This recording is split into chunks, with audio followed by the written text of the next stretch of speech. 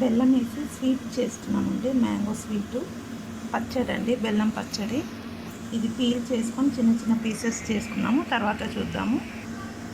Mangoes అన్నీ peel చేసాము, cut చేసుకున్నామండి. బెల్లం అండి, దీనికి ఎంత సరికాయ అంత బెల్లం వేసుకున్నాము.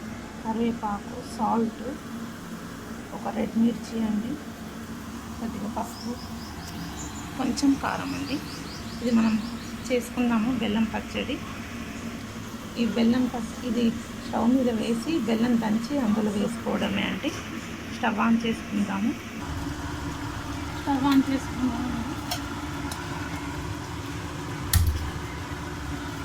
ఆయిల్ వేసుకుందాము. ఆయిల్ అండి మొత్తం వేసాను. ఆవాలు జీలకర్ర వేసుకుందామండి. ఆవాలు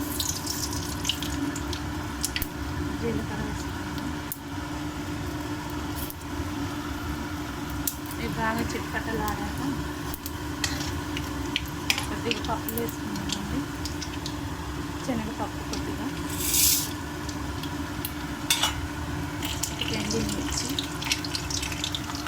కొద్దిగా పసుపు,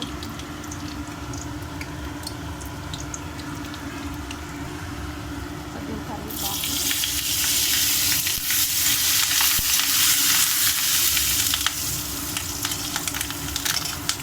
ఇందాక మనం కట్ చేసి పెట్టుకున్న ముక్కలు, మామూలు ముక్కలు వేసేసుకుంటాము.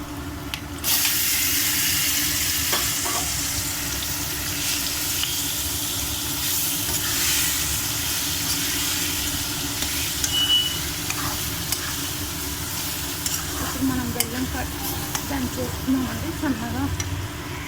సన్నగా కొట్టుకున్నాము బెల్లము. రుచికి సరిపడే సాల్ట్ వేసుకున్నామండి. కారం వేసుకుందాం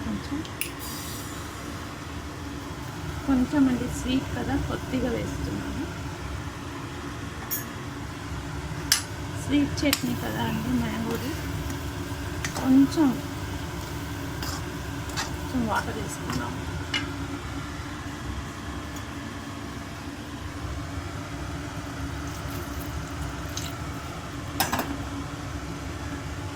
ఇప్పుడు బెల్లం వేసుకున్నామండి. ఒక 2 మినిట్స్లో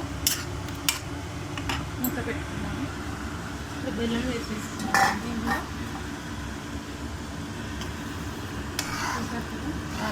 ఉడికింది. ఇప్పుడు ఈ బెల్లం అంతా వేసేసుకున్నాము. బెల్లం అంతా వేసేసుకుంటున్నాము.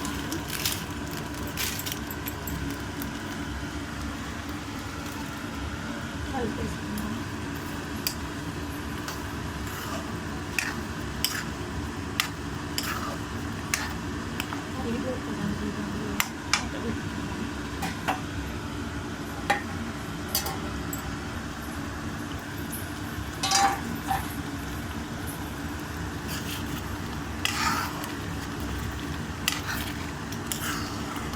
వాటర్ దగ్గరికి అయితే స్టవ్ ఆఫ్ చేసేద్దాం.